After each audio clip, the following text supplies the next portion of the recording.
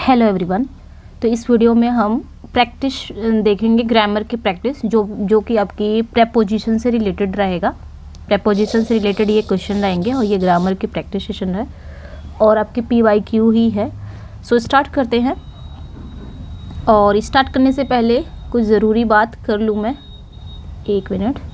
हाँ, ज़रूरी बात ये है कि आपके जो लिटरेचर की PDF है मैंने कंप्लीट कर दी है, यानी कि 4 राइटर को कंप्लीट किया है। बाकी मतलब पूरा लिटरेचर कंप्लीट है, लिटरेचर कंप्लीट है जिसमें आपके 4 राइटर्स भी आते हैं और जिसमें आपके literary terms, movements, figure of speech, history of English literature, ये सब भी आते हैं। तो मैंने 2 PDF अलग अलग बनाई है। ये क्वेश्चन विद आंसर होगा, MCQs फॉर्म में होगा।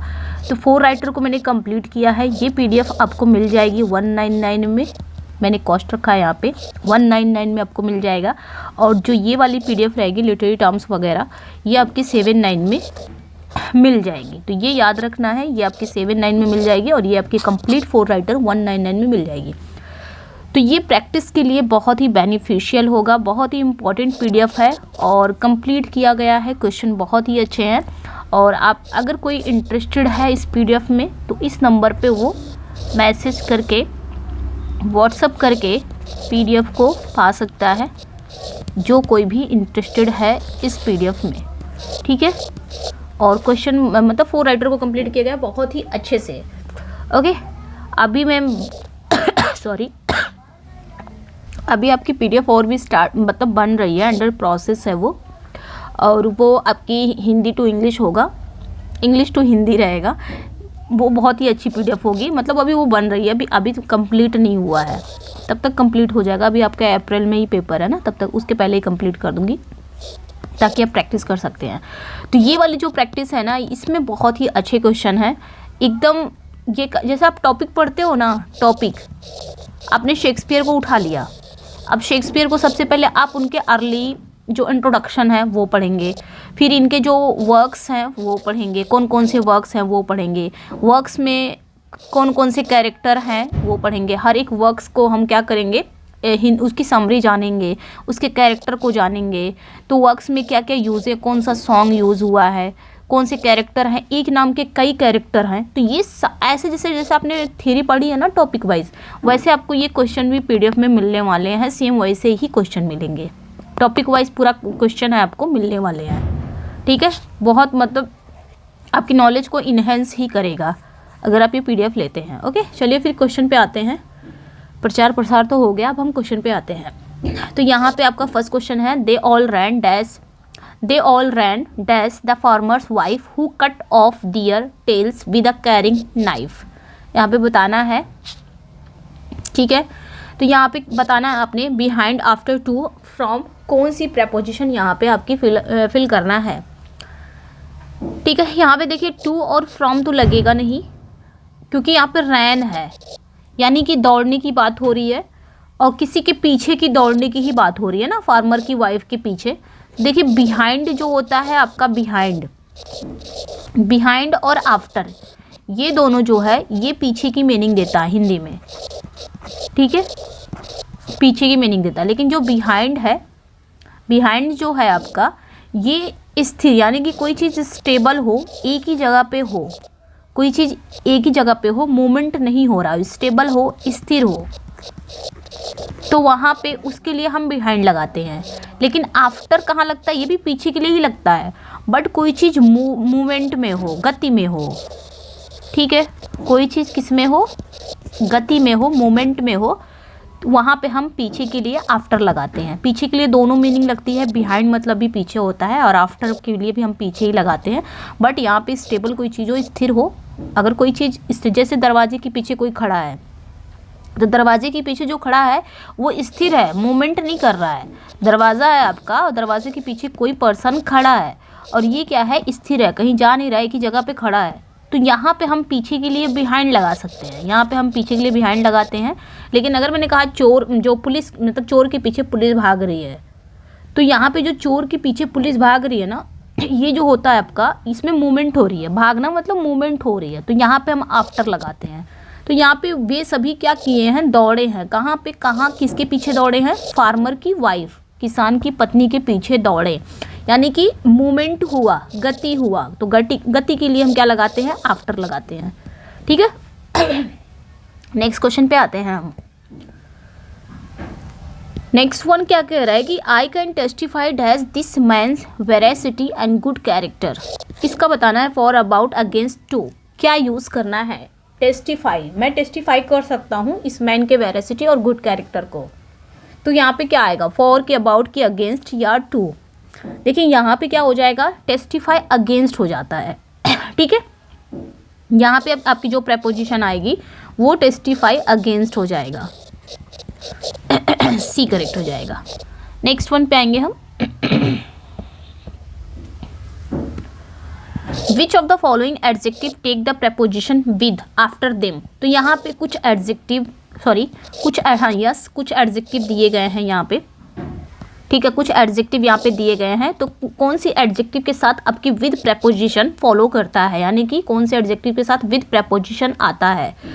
पहला देखेंगे, बिजी है, कंपैटिबल है, गिफ्टेड है, डिलाइटेड है। दूसरा है absorbed, interested, involve, proficient, accurate, awkward, correct, defective, accused, convicted, innocent, lavish. तो कौन सी एडजेक्टिव के साथ आपका विद, यानी कि चारों के साथ विद आता हो, ये बताना है। मैं पानी पी लूँ, आप आंसर कीजिए। ठीक है,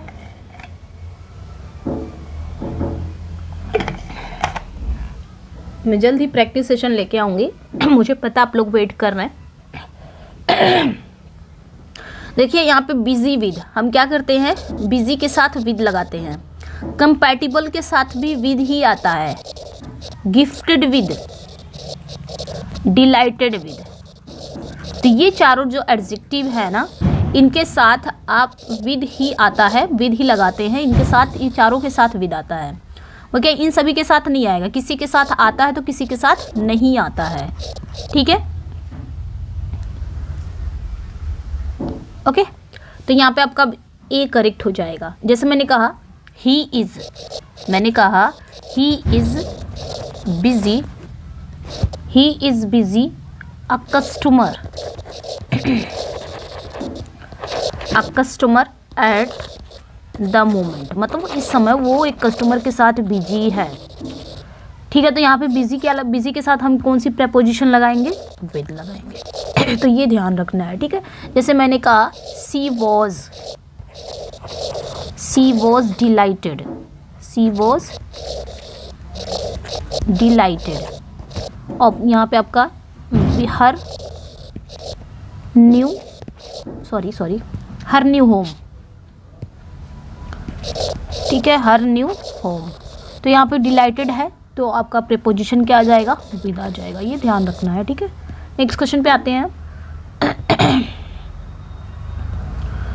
नेक्स्ट जो क्वेश्चन है, the sky is overcast by clouds, I am afraid we are dash a heavy downpour.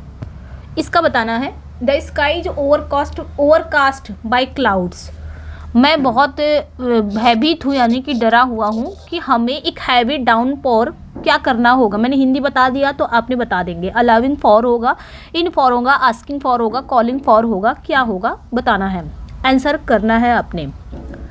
ठीक है, जब तक आप आंसर करें, देखिए B in for something, STH यानी कि समथिंग, ये एक फ्रेजल वर्ब है। ठीक है, ये आपका एक फ्रेजल वर्ब है, जिसका मतलब क्या होता है, be in for something. Be के बाद इन फॉर आएगा, इन फॉर के बाद आपका कोई ना कोई वर्ड आएगा, समथिंग आएगा, जिसका मतलब होता है किसी चीज़ का सामना करना। हिंदी में किसी चीज़ का सामना करना। ठीक है, तो यहाँ पे क्या है, जैसे अगर हम कोई जैसे मौसम का पूर्व अनुमान कहता है, यानी कि जो मौसम का है वो पूर्व अनुमान कहता है। Weather forecast says we are in for having rain this evening, कि आज की शाम हमें भारी बारिश का सामना करना पड़ेगा। या फिर मैं अगर बोलूँ कि अगर तुम उसके कहे अनुसार नहीं चलते हो तो तुम मुश्किल में पड़ जाओगे। मुश्किल में पड़ जाना, किसी से मतलब किसी चीज़ का सामना करना जो अनप्लीजेंट चीज़ें हों, ठीक है, जो अनप्लीजेंट चीज़ें हों उस चीज़ पर आपको एक्सपीरियंस करना या सामना करना, वही होता है। तो यहाँ पे इन फॉर करेक्ट हो जाएगा बी आपका। ओके, यस, यहाँ पे इन फॉर करेक्ट हो जाएगा। तो बी इन फॉर समथिंग अपने याद रखना है। नेक्स्ट क्वेश्चन पे आते हैं हम, थोड़ा जल्दी जल्दी करेंगे। नेक्स्ट वन पे आएंगे। The newly elected leader dash his associate to work for the good of their enterprise. यहाँ पे क्या होगा? Called out, called in, called to, called upon, क्या आएगा यहाँ पे? देखिए कॉल जो आपका कॉल ऑन होता है या कॉल अपॉन, ठीक है, अपॉन, जिसका मतलब क्या होता है? कॉल ऑन या to ask formally for someone to do something, ठीक है, फॉर्मली फॉर समवन, ठीक है, टू डू समथिंग। तो यहाँ पे आपका जो लग जाएगा वो कॉल्ड अपॉन हो जाएगा, ठीक है, ऑन भी हो सकता है, यहाँ पे कॉल्ड अपॉन हो जाएगा, अपील करना। ओके, नेक्स्ट वन पे आएंगे। She return dash her parent company after the completion of her deputation abroad. तो यहाँ पे क्या लगाना है? इन टू अप बाई, ये तो इजी है, यहाँ पे बताना है क्या लगेगा, यहाँ पे कौन सी प्रेपोजिशन आपके यहाँ पे फिल होगी।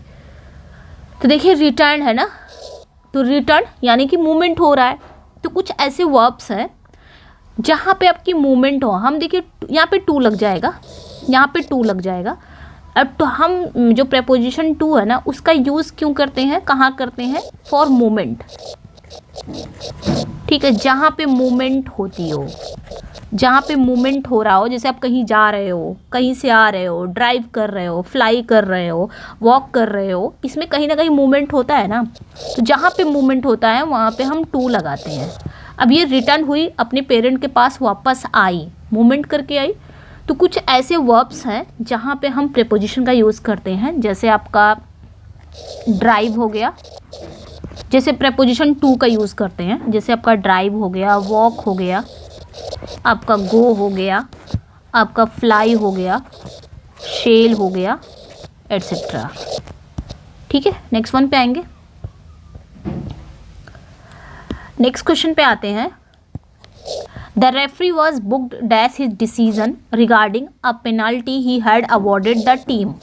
तो बुक क्या होगा? बुक मतलब यहाँ पे क्या आएगा? इन या बाय या फॉर या एट। रेफरी ने क्या किया, ठीक है,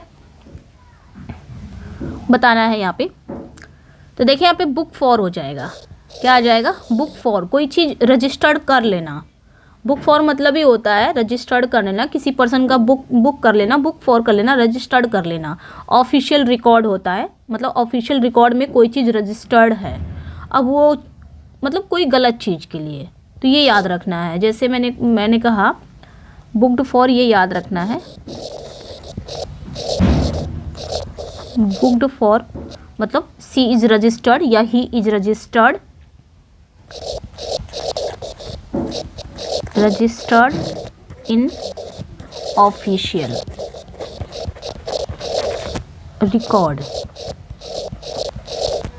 ठीक है, फॉर डूइंग समथिंग रॉन्ग, ठीक है, ये याद रखना है। ओके, तो यहाँ बुक्ड फॉर होगा, रजिस्टर्ड कर लेना। वो भी गलत कोई चीज़, जैसे मैंने यहाँ पे एक एग्जांपल अगर देना रहे, जैसे मैंने एक एग्जांपल दिया, my cousin is booked for speeding last night, last week, ठीक है। तो ये याद रखना है, मतलब रजिस्टर्ड का ऑफिशियल रिकॉर्ड में आपका रजिस्टर्ड नाम हो जाता है गलत काम में, ठीक है, last week. Okay, next one पे आएंगे। The new machine will certainly dash production, step up, turn in, make for. बताना है यहाँ पे क्या होगा। The new machine will certainly dash production. तो जो न्यू मशीन है वो निश्चित रूप से क्या प्रोडक्शन, क्या स्टैंड अप, स्टेप अप या टर्न इन, मेक फॉर। तो यहाँ पे जो राइट आंसर हो जाएगा the new machine will certainly step up production हो जाता है। ठीक है, यहाँ पे आपका बी करेक्ट हो जाएगा। स्टेप अप, स्टेप अप मतलब क्या होता है, आगे आना, यानी कि कोई चीज़ बढ़ाना, इंक्रीज करना। ठीक है, इनहेंस करना, डेवलप करना, कोई चीज़ इनहेंस करना। स्टेप अप मतलब ये होता है कोई चीज़ इनहेंस करना, जैसे कि हम if we are increase it या फिर इंक्रीज इट्स इंटेंसिटी। ठीक है, स्टेप अप मतलब यही होता है। नेक्स्ट वन पे आएंगे। नेक्स्ट वन है she found it difficult to put dash such an insult in up या अप विद या डाउन। क्या आएगा, she found it difficult to put dash such an insult, मतलब वो ऐसी जो इंसल्ट को, जो उसकी इंसल्ट की गई है, बहुत ही मुश्किल हो रहा है उसको क्या करना। तो यहाँ पे देख सकते हैं राइट आंसर यहाँ पे क्या हो जाएगा आपका। एक चीज़ यहाँ पे याद रखना है, जैसे to put up with, to put up with मतलब क्या होता है, सहना, टॉलरेट करना, एंड्योर करना। ठीक है, एंड्योर करना, आप सफ़र भी कर सकते हो, सफ़र, टॉलरेट, बियर। तो ये याद रखना है। तो उसमें आपका ये भी आता है, पुट अप विद भी आता है, तो ये भी याद रखना है। अंडरगो, इन सभी का मतलब क्या होता है, सहन करना। ठीक है, तो यहाँ पे वही चीज़ है कि वो अपने इंसल्ट को सहन करने में मुश्किल हो रही है उसको, अब इंसल्ट को, तो यहाँ पे टू पुट अप विद मतलब होता है सहन करना, तो टू पुट अप विद हो जाएगा सहना। ठीक है, ये बहुत ही इम्पोर्टेंट है, याद रखना है। अच्छा, एक चीज़ और याद रखना है, to put up with something भी होता है और समबडी भी होता है, ये भी याद रखना है। टू पुट अप विद, यहाँ पे आपका समथिंग भी आ सकता है, समबडी भी आ सकता है। ओके, मतलब कोई अनप्लीजेंट सिचुएशन हो गया, कोई एक्सपीरियंस हो गया आपका, या कोई पर्सन आपके साथ मिसबिहेव कर दिया, उसको सहन करना बड़ा मुश्किल हो जाता है। He was ill dash a week and dash that week he ate nothing. तो वो एक हफ्ते से बीमार था, and dash that week he ate nothing, और उस वीक से उसने कुछ खाया नहीं है। यहाँ पे क्या फिल करना है, for, during, yes, for, in, from, till, since, for, क्या आएगा यहाँ पे। तो वो कितने हफ्ते से बीमार है, he was ill for a week. सबसे पहले तो यहाँ पे फॉर अ वीक आएगा, है ना, फॉर अ वीक, तो ये दोनों तो ऐसे कट गए। फिर क्या कह रहा है, एंड दैट वीक, उस वीक के दौरान उसने कुछ नहीं खाया, उस वीक के दौरान की बात हो रही है ना, तो ड्यूरिंग यहाँ पे हो जाएगा आपका। ठीक है, तो फॉर करेक्ट हो जाएगा। उस वीक के दौरान, जब वो बीमार था, तो उस वीक के दौरान उसने कुछ नहीं खाया। नेक्स्ट वन पे आएंगे, we were dash time for the train. यहाँ पे बताना ऑन, एट, इन या ड्यूरिंग, क्या आएगा यहाँ पे। ये आपका जो क्वेश्चन था ना, ये यूपी पीजीटी, ये आपका यूपी पीजीटी 2021 में आया हुआ क्वेश्चन है। ये काफ़ी कंफ्यूजिंग क्वेश्चन है ये। तो देखिए यहाँ पे टाइम वेस्ट नहीं करती हूँ ना ही, यहाँ पे ऑन भी आ सकता है, इन भी आ सकता है, क्योंकि यहाँ पे कंफर्म नहीं है। यहाँ पे क्या कह रहा है, we were dash time for the train. देखिए ऑन जो होता है आपका, ऑन टाइम कहाँ लगाते हो आप, ऑन टाइम कहाँ यूज़ करते हो। On time means at the correct, ठीक है, एट द करेक्ट या एग्रीड टाइम, एग्रीड टाइम। अभी मैं समझा रही हूँ एग्रीड टाइम। जैसे एग्जाम्पल ले लेते हैं, प्लीज़ अराइव, ठीक है, प्लीज़ अराइव ऑन टाइम, ठीक है, ये आपका एग्जाम्पल हो गया। मतलब ऑन टाइम का यूज़ हम कहाँ करेंगे, ऑन टाइम का, जैसे मैंने कहा, जैसे आपको आपकी 6:30 पे आपकी मीटिंग है और आप क्या कर रहे हो, करेक्ट 6:30 पे पहुंच जा रहे हो, टाइमिंग आपको दी गई है कि 6:30 बजे आपको पहुंचना है, आपको इनवाइट किया गया है 6:30 बजे आपको पहुंचना है हर हाल में, आप तुरंत 6:30 बजे ही करेक्ट टाइम पे एकदम पहुंच गए हो। करेक्ट टाइम मैंने बताया यहाँ पे करेक्ट या एग्रीड टाइम पे आप पहुंच गए हो, तो वहाँ पे आप क्या लगाओगे, ऑन टाइम। जैसे प्लीज़ अराइव ऑन टाइम, यानी कि समय पर ही पहुंचना, एकदम समय, जो टाइम आपको निश्चित टाइम दिया गया है, जो करेक्ट टाइम दिया गया है वहाँ पे आपको उस समय आप पहुंच गए तो ऑन टाइम लगेगा। इन टाइम कहाँ लगता है, इन टाइम, इन टाइम अगर लगाना रहे इसका मतलब होता है early, early enough, enough for something, या फिर टू डू समथिंग। ठीक है, जैसे मैंने कहा एग्जाम्पल ले लेते हैं, ही अराइव्ड, ठीक है, he arrived in time for supper. Supper मतलब जो रात का खाना होता है उसे बोला जाता है।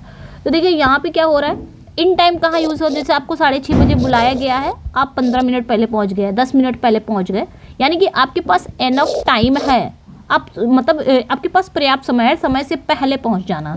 आपको 6:30 पे बुलाया गया है, आप पहुँच गए 6:50, आप पहुँच गए, आप 6:15 पे पहुँच गए, मतलब 10 मिनट 15 मिनट या 5 मिनट पहले पहुँच गए, तो आपको वहाँ पे इन टाइम लगेगा। ठीक है, आपके पास समय रहेगा कुछ करने का, आपके पास समय रहेगा कुछ करने का, इतने टाइम पे आप पहुंच जाओगे कि आपके पास समय रहेगा कुछ करने का, वो होता है इन टाइम। जैसे कि he arrived in time for supper, तो रात के खाने के लिए समय पे पहुंच गया था, ये भी होता है समय से पहले पहुंच गया, ये होता है। ठीक है, तो ये याद रखना है। और एक चीज़ और आता है यहाँ पे, एट टाइम आता है, ये भी याद रखना है। एट टाइम का यूज़ हम कहाँ करते हैं, ठीक है, एट टाइम, जैसे यूज्ड टू से, यूज टू से एग्जैक्टली, ठीक है, एग्जैक्टली, सॉरी ये एल है, एग्जैक्टली व्हेन समथिंग हैपेंस। ठीक है, मतलब इसको जैसे एग्जांपल ले लेते हैं, जैसे मैंने कहा यहाँ पे एट टाइम का यूज़ हम कहाँ करेंगे, जैसे कोई चीज़ हम बोल रहे हैं कि चलो मूवी देखने, मूवी आपकी 9 बजे से स्टार्ट हो जाएगी, भाई हमने कहा 9 बजे से स्टार्ट होगी मूवी, तो 9 बजे से ही स्टार्ट होगी वो। ऐसा नहीं है कि हम कह रहे हैं 9 बजे से तो मूवी 10 बजे स्टार्ट होगी, ऐसा नहीं है। जितने टाइम पे हम एग्जैक्टली जिस टाइम पे कह रहे हैं उसी समय पे वो घटना घट रही है, उसी समय पे वो चीज़ें हो रही हैं, तो वो वहाँ पे हम एट टाइम लगाते हैं। जैसे द फिल्म, जैसे मैंने कहा द फिल्म स्टार्ट्स, अब यहाँ पे अब क्या लगाएंगे, एट लगाएंगे 9 o'clock, यानी कि जो फिल्म स्टार्ट है वो 9 बजे से। और सच में आप थिएटर वगैरह जाते हो तो थिएटर में क्या होती है, जो टाइमिंग दे रहता है वही टाइम पे मूवी स्टार्ट होगी, मतलब जब हम कहेंगे तभी चीज़ें उस समय घटित होती है, यानी कि हम कह रहे हैं 9 बजे स्टार्ट हो रही है तो 9 बजे ही स्टार्ट होगी मूवी आपकी, यहाँ पे आप एट टाइम लगाएंगे। तो यहाँ पे जो हमारा आंसर हो जाएगा ना, कुछ करेक्ट नहीं है, यहाँ पे ऑन भी लग सकता है, इन भी लग सकता है। ठीक है, अब मुझे याद नहीं आ रहा है कि आयोग ने किसको माना था, या नंबर पूरा मिला होगा, आई थिंक आप लोगों को पता होगा तो बताइएगा ज़रूर। नेक्स्ट वन पे आएंगे, it is not wise to have a meal and bath immediately, यहाँ पे क्या लगेगा, आफ्टर या आफ्टरवर्ड, सिंस या ड्यूरिंग। तो ये क्या है, it is not wise to have a meal and bath immediately, मतलब ऐसा होता नहीं खाने के बाद तुरंत नहाना नहीं चाहिए, तो यहाँ पे आफ्टर वर्ड्स का यूज़ होगा। ठीक है, एक नाउन फ्रेज का यूज़ होगा, एज ए कॉम्प्लीमेंट हमें यहाँ पे आफ्टर वर्ड का यूज़ होगा। आफ्टर वर्ड्स एक ये क्या है, एक इंट्रांसिटिव प्रेपोजिशन है, ये भी याद रखना है, ये एक इंट्रांसिटिव प्रेपो है। ठीक है, चलिए नेक्स्ट पे आते हैं।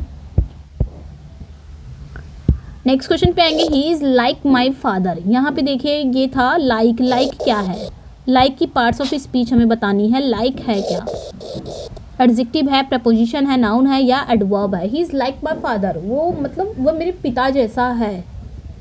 क्या है यहाँ पे लाइक, देखिए लाइक जो है यहाँ पे आपका प्रपोजिशन है। ठीक है, लाइक जो है आपका ये एक प्रपोजिशन है। नेक्स्ट वन पे आएंगे। नेक्स्ट क्वेश्चन है आपका, we divided the property dash several parts. ये आपका यूपीटीसीटी में आया था 2021 में। देखिए यहाँ पे पार्ट्स क्या कह रहा है कि हमें प्रॉपर्टी को पार्ट्स में डिवाइड कर देना है। तो पार्ट्स में डिवाइड करने के लिए हम इनटू का यूज़ करते हैं, ठीक है, इनटू। तो यहाँ पे आपका इनटू करेक्ट हो जाएगा। ओके, यहाँ पे आपका इनटू करेक्ट हो जाएगा। नेक्स्ट वन पे आएंगे। देखिए कुछ ऐसी चीज़ें होती हैं हम जो यूज़ करते हैं प्रेपोजिशन। प्रेपोजिशन क्या होता है, एक वर्ड होता है, ग्रुप ऑफ वर्ड्स होता है जो नाउन या प्रोनाउन या नाउन फ्रेज के पहले आता है ना। नाउन के पहले आएगा, प्रोनाउन के पहले आएगा, या नाउन फ्रेज के पहले भी आता है। नाउन फ्रेज के पहले क्या दिखाने के लिए आता है, डायरेक्शन दिखाने के लिए आता है, यानी कि दिशा, समय, टाइम, प्लेस, लोकेशन, रिलेशनशिप, या फिर किसी ऑब्जेक्ट को इंट्रोड्यूस करने के लिए वहाँ पे हम प्रेपोजिशन का यूज़ करते हैं ना। नेक्स्ट वन पे आएंगे। I have not seen him dash last month. मैंने उसे पिछले महीने से नहीं देखा है। पिछले महीने से नहीं देखा है यानी कि पास्ट की बात कर रहा है, प्रेजेंट मतलब पास्ट की बात है, प्रेजेंट में बोल रहा है कि मैंने उसे पिछले महीने से नहीं देखा है। पॉइंट ऑफ टाइम बता रहा है कि पीरियड ऑफ टाइम बता रहा है, एक निश्चित समय बता रहा है ना कि लास्ट महीने से नहीं देखा है। ये क्या बता रहा है, पॉइंट ऑफ टाइम बता रहा है, ये याद रखना। तो यहाँ पे पॉइंट ऑफ टाइम के लिए हम सिंस का यूज़ करते हैं, नॉट फॉर का, ठीक है। यहाँ पे फॉर का नहीं, जैसे आपका प्रेजेंट परफेक्ट हो गया या पास्ट परफेक्ट हो गया या परफेक्ट कॉन्टिन्यूअस हो गया, वहाँ पे हम इसका यूज़ करते हैं, ठीक है, ये याद रखना है। और कोई एक्शन हो गया, कोई सिचुएशन हो गया जो आपके पास्ट में शुरू है, यानी कि कोई घटना है जो पास्ट में शुरू होके वो प्रेजेंट में भी आ रही है, वहाँ पे हम सिंस का यूज़ करते हैं, ठीक है। नेक्स्ट वन पे आएंगे। Your behaviour does not admit dash any excuses. तो एडमिट के साथ कौन सी प्रेपोजिशन आएगी, एडमिट के साथ आपका ऑफ आता है, एडमिट ऑफ, ठीक है। एडमिट ऑफ मतलब किस में लगाते हैं, कंसर्न ऑफ समथिंग। कोई चीज़ आप मतलब अपने बिहेवियर के लिए आप क्या हो, शर्मिंदा हो, एडमिट कर रहे हो, एडमिट ऑफ होता है। नेक्स्ट वन पे आएंगे। Find out the most suitable preposition from the given option. I broke this glass dash accident. तो यहाँ पे क्या लगेगा, एट, बाय, इन या फॉर। तो आई ब्रोक दिस ग्लास, मैंने इस ग्लास को तोड़ दिया, एक्सीडेंटली टूटा ना, बाय एक्सीडेंट हो जाएगा, यहाँ पे बाय एक्सीडेंट हो जाएगा, ठीक है। नेक्स्ट वन पे आएंगे। कोई प्रेपोजिशन की आपको उसमें रूल वगैरह नहीं होता, आपको खुदे रटना रहेगा वहाँ पे कि इस प्रेपोजिशन, कोई प्रेपोजिशन रूल रखता है लेकिन सारे प्रेपोजिशन रूल नहीं रखते। कुछ प्रेपोजिशन को आपको ऐसे ही याद करना है, ठीक है। We didn't get home dash 2 AM। तो यहाँ पे बताना है एट, आफ्टर, टिल या टू। क्या आएगा, आफ्टर तो नहीं आएगा, ना ही टू आएगा, एट या टिल में कोई एक चीज़ आएगी। यहाँ पे क्या आएगा, we did not get home dash 2 AM मतलब हम 2 बजे तक घर वापस नहीं आए। तो यहाँ पे क्या लगेगा, टिल लगेगा, तक की बात कर रहा है ना, तक निकल रहा है यहाँ पे। तो यहाँ पे आपका हो जाएगा टिल, ठीक है। टाइम की बात कर रहा है, एक डिफिनिट टाइम बता रहा है, 2 बजे एक डिफिनिट टाइम बता रहा है ना कि हम नहीं मतलब 2 बजे तक। तो यहाँ पे एक डिफिनिट टाइम बता रहा है, तो इसलिए यहाँ पे टिल का यूज़ होगा। और टिल का यूज़ हम कहाँ करते हैं, जहाँ पे फॉर डिफिनिट टाइम, ये याद रखना है, जहाँ पे एक डिफिनिट टाइम बताता हो वहाँ पे हम टिल का यूज़ करते हैं, ठीक है। नेक्स्ट वन पे आएंगे।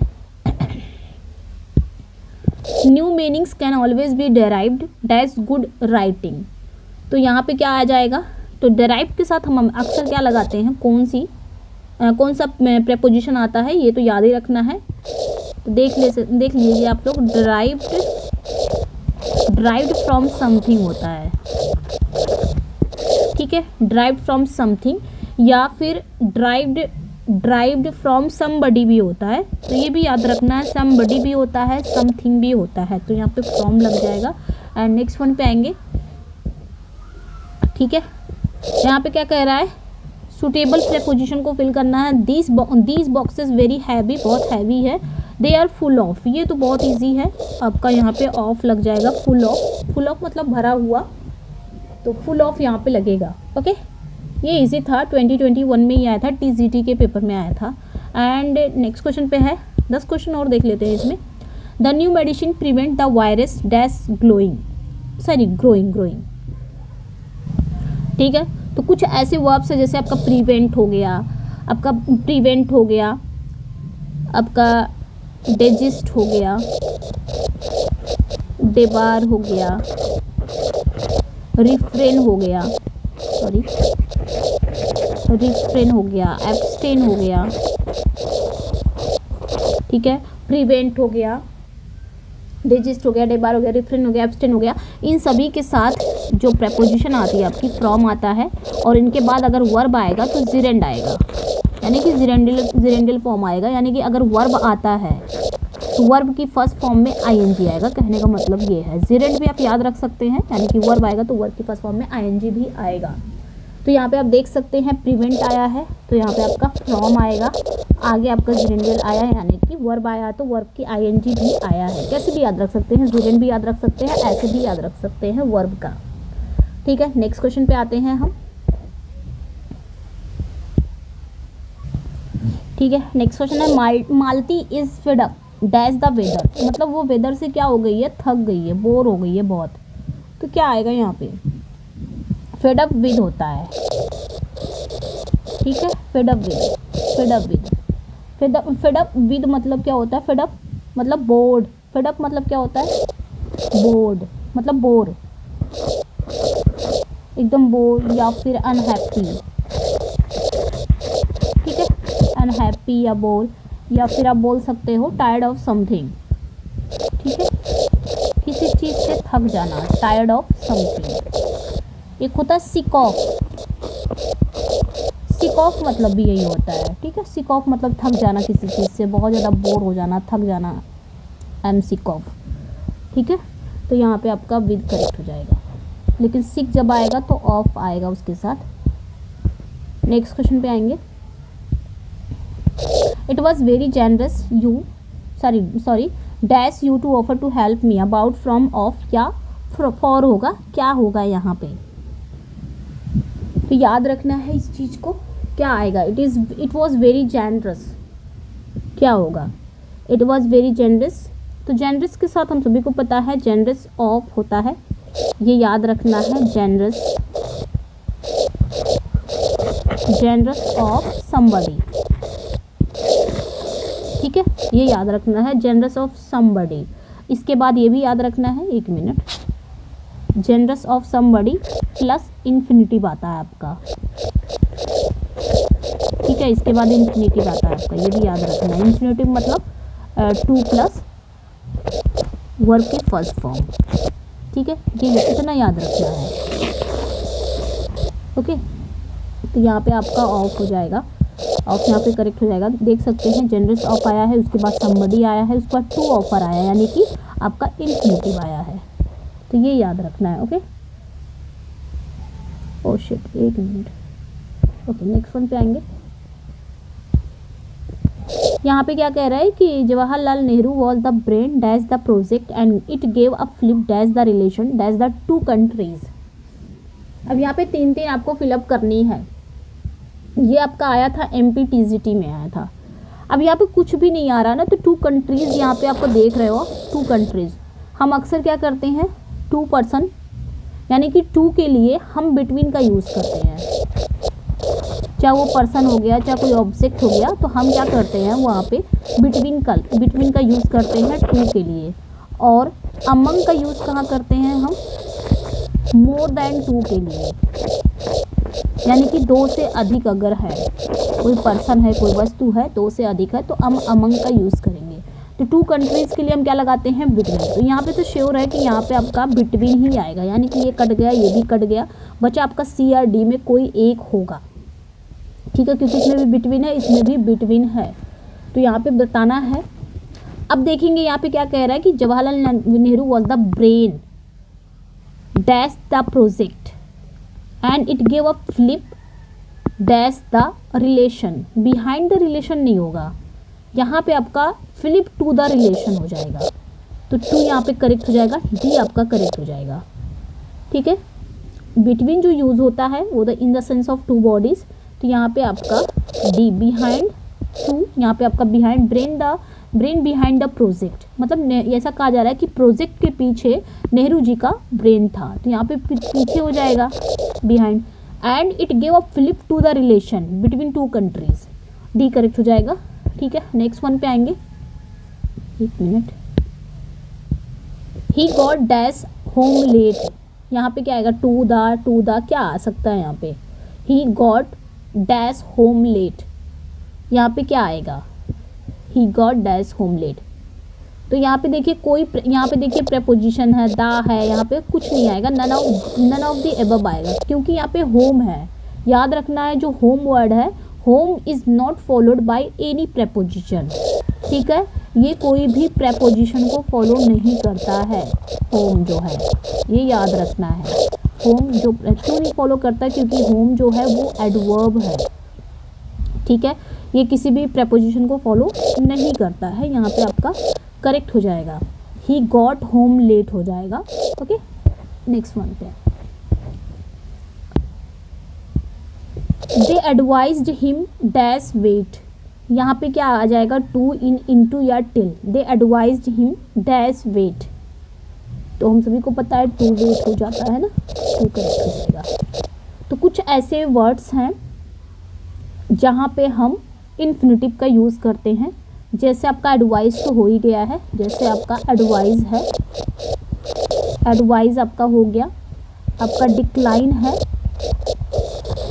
ठीक है, डिक्लाइन हो गया, एक्सपर्ट हो गया, ये कुछ ऐसे वर्ब है, सॉरी एक्सपेक्ट हो गया, एक्सपेक्ट, सॉरी एक मिनट, एक्सपेक्ट हो गया, आपका हार्ड हो गया, एटसेट्रा। तो ये कुछ ऐसे वर्ब्स हैं जिनके साथ आप क्या लगाते हैं, take the infinitive after them. ठीक है, तो इनके साथ आपका इन्फिनिटिव आता है, सिंपली इन्फिनिटिव। ओके, इनके बाद इन्फिनिटिव आता है आफ्टर देम। तो यहाँ पे एडवाइस था इसलिए यहाँ पे टू लग गया। ओके, नेक्स्ट वन पे आएंगे, the train start dash, sorry, train जो स्टार्ट हुई वो 6:10 पे हुई, and so you had better to be at the station, और तुम्हें स्टेशन पे पहुंच जाना चाहिए 6 AM पे, मतलब 6 o'clock पे। तो यहाँ पे आप देख सकते हैं 6:10 पर ट्रेन स्टार्ट होती है, आपको 6 बजे ही पहुँच जाना चाहिए। तो यहाँ पे आपका क्या आएगा, by, at, on, by, at, by, या फिर एट, ऑन होगा, क्या होगा। ठीक है, तो यहाँ पे आप देख सकते हैं द ट्रेन स्टार्ट एट लग जाएगा यहाँ पे आपका, और यहाँ पे आपका बाई हो जाएगा, सी करेक्ट हो जाएगा। ठीक है, बाई 6 o'clock हो जाएगा।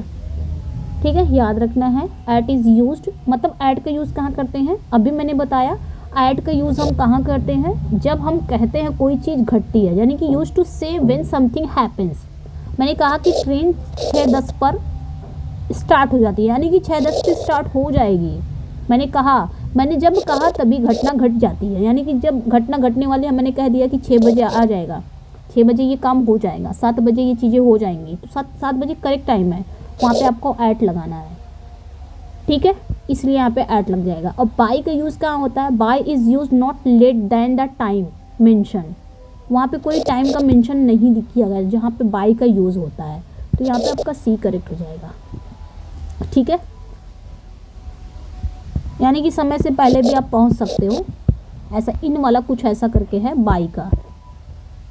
तो यहाँ पे ये question, he has been here dash Monday, ठीक है, बताना है यहाँ पे फॉर, फ्रॉम, ऑन या सिंस क्या आएगा ये बताना है। ठीक है, he has been here Monday, वो मंडे से यही है, मंडे से यही है, निश्चित समय बता रहा है। ठीक है, वो हैज़ बीन लग गया है, परफेक्ट में चला गया है। तो याद रखना है आपका प्रेजेंट पास्ट या परफेक्ट, मतलब प्रेजेंट परफेक्ट, पास्ट परफेक्ट या परफेक्ट कॉन्टिन्यूअस में जाएगा, वहाँ पे आपको सिंस फॉर का यूज़ करना ही है। तो मंडे से यहीं पे है, मंडे एक पॉइंट ऑफ टाइम बता रहा है, तो सिंस लग जाएगा। ठीक है, मतलब सिंस का यूज़ हम कहाँ करते हैं, प्रेजेंट परफेक्ट कॉन्टिन्यूअस या पास्ट परफेक्ट कॉन्टिन्यूअस में करते हैं। ठीक है, ओके, तो यहाँ पे आपका he has been there here since Monday हो जाएगा। क्योंकि यहाँ पे जो सिंस यूज़ है ये पॉइंट ऑफ टाइम दिखा रहा है। नेक्स्ट वन पे आएंगे। सिंस और फॉर का यूज़ हम कहाँ करते हैं? प्रेजेंट परफेक्ट कॉन्टिन्यूअस में, पास्ट परफेक्ट कॉन्टिन्यूअस में, प्रेजेंट परफेक्ट में भी करते हैं। जब कोई चीज़ पास्ट में घटना घटती है, पास्ट में घट के प्रेजेंट तक आती है। देयर में be an index dash the end of the book. यहाँ पे बताना है कि क्या आएगा। देयर में be an index at the end हो जाएगा, ऐड करेक्ट हो जाएगा। यहाँ पे ऐड का ही यूज़ होगा, यानी कि वही चीज़ हुआ। ऐड का यूज़ हम कहाँ करते हैं? Preposition at is used to say where something या somebody is as where something happens. ठीक है, चलिए नेक्स्ट वन पे आएंगे। बस इतना ही रहने देंगे। लास्ट क्वेश्चन है, have you any good books that botany you can lend me about on between या इन। क्या आएगा यहाँ पे? ठीक है, तो यहाँ पे आपका have you any good books on botany हो जाएगा। ठीक है, ऑन करेक्ट हो जाएगा। On is appropriate in the blank space, यहाँ पे भी करेक्ट हो जाएगा।